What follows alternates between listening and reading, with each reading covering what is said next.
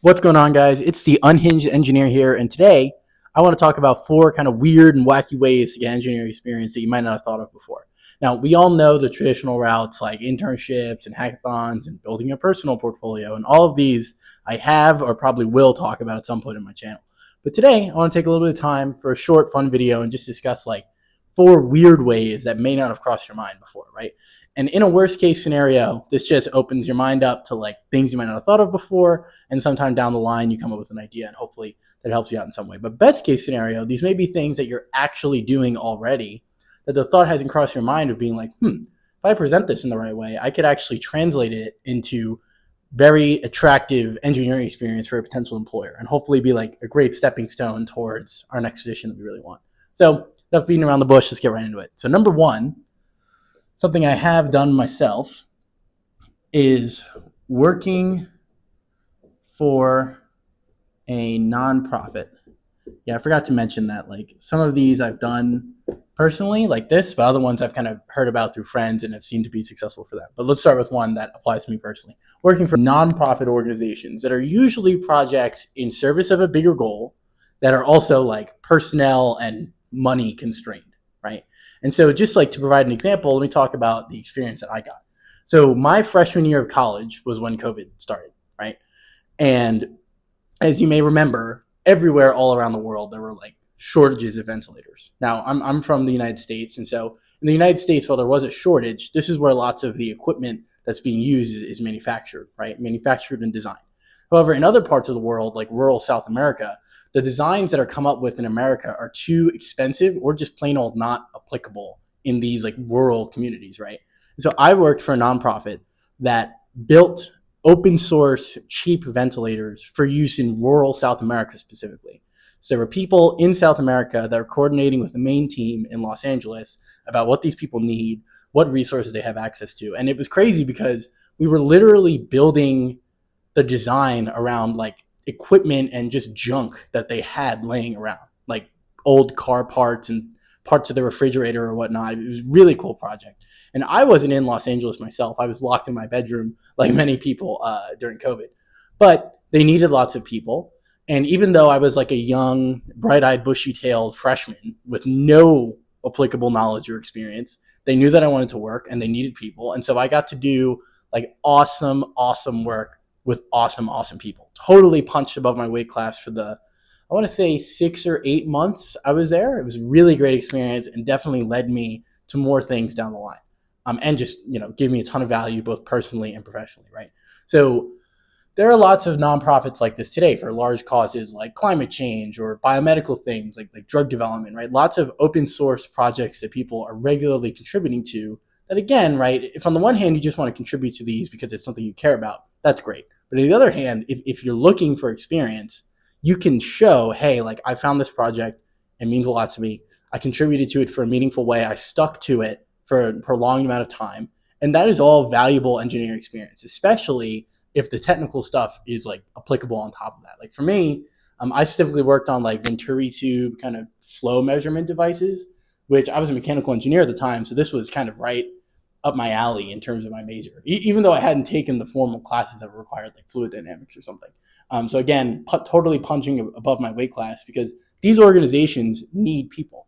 And there are lots of organizations like this. I have one of my best friends was the president of the Engineers Without Borders Club in my college. And they did tons of great stuff in like sub-Saharan Africa. I mean, them get access to water and other things that were really hard, like engineering problems. He was also a mechanical engineer, but they worked with civil engineers and chemical engineers and people in like environmental science or anthropology, just super multidisciplinary, interesting projects that you wouldn't otherwise get to work on, right? Unless you seek out these opportunities. So yeah, these people need help and you can be the help they need and get a lot of good experience out of it. But let's move on to number two. So number two here, I want to talk about cool hobbies, which this is mainly like hobbies that you may not have thought could be like presentable in terms of engineering experience, right?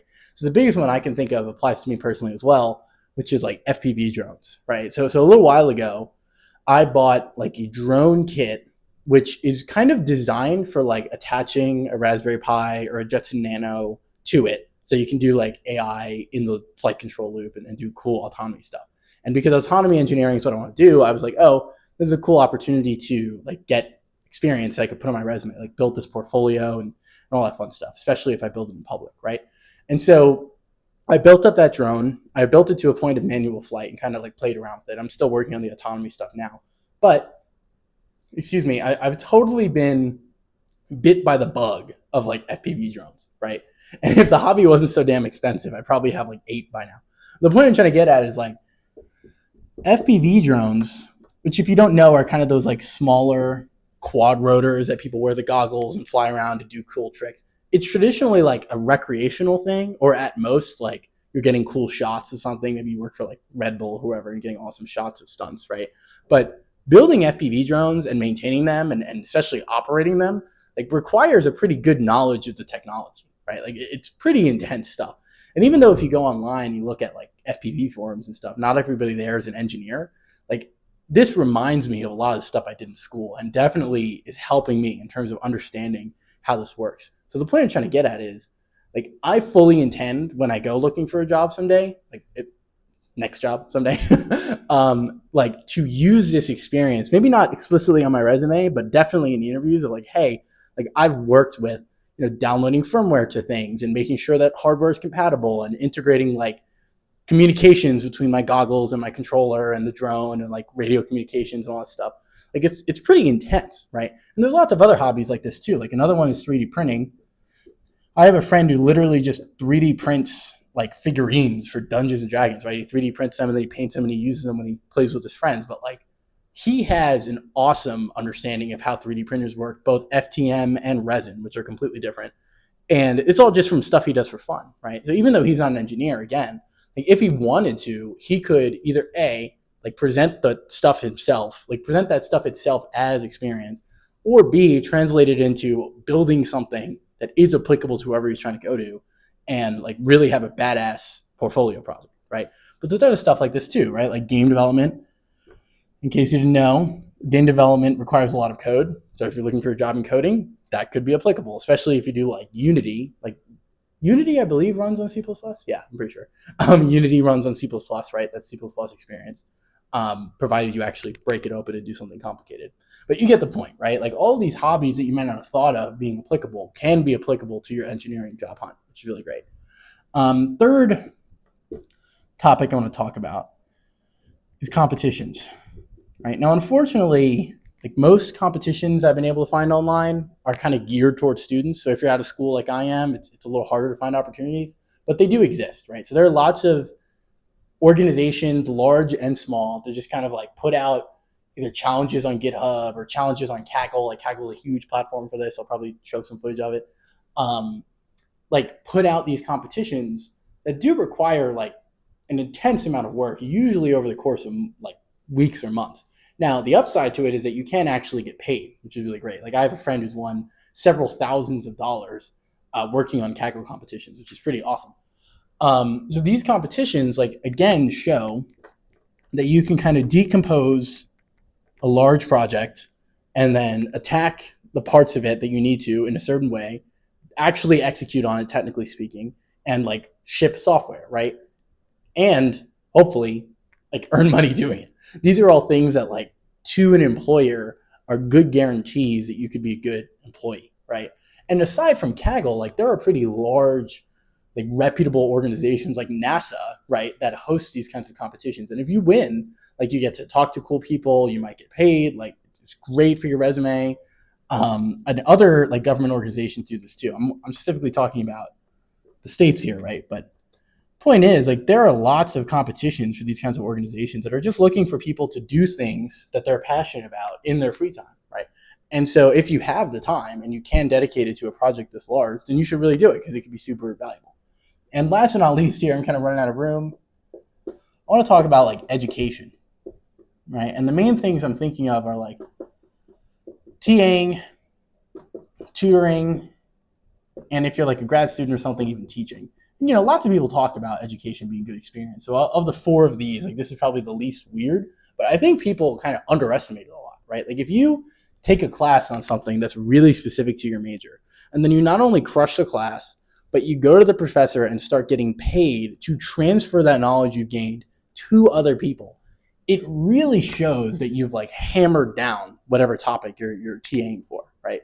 So like especially when my group interviews like PhD or graduate students, the TAing experience is always super valuable. So people definitely underestimate it because usually it's like something you do early on in undergrad or early on in grad school before you start really getting into research. And like obviously in that case, the research is the main event, right?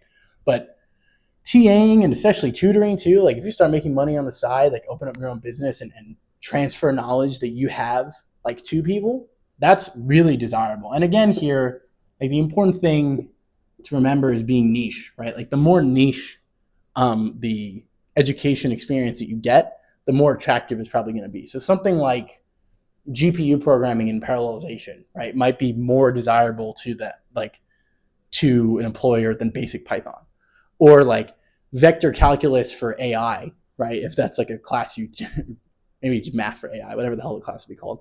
Like a class for AI might be more desirable than just Calc 1, right? Again, all of these are good and we got to start somewhere. But the point I'm trying to get at is definitely don't underestimate educational experience in terms of how you present yourself, right?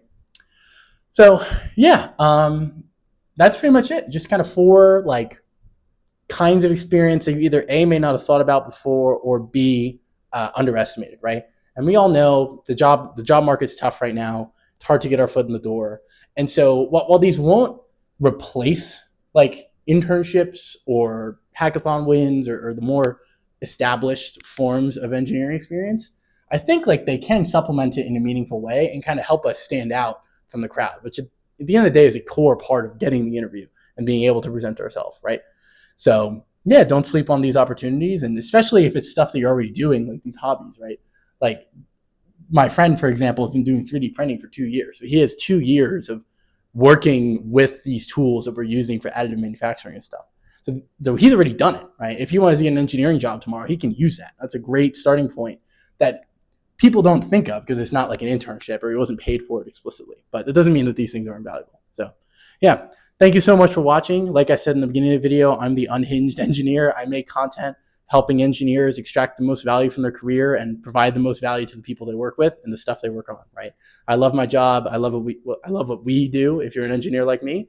And so I think that the more we share with one another, the more we can grow and get a lot of this awesome career and profession we have. So yeah, if that's something that interests you, like, comment, subscribe. Thank you so much for watching, and I will see you in the next video.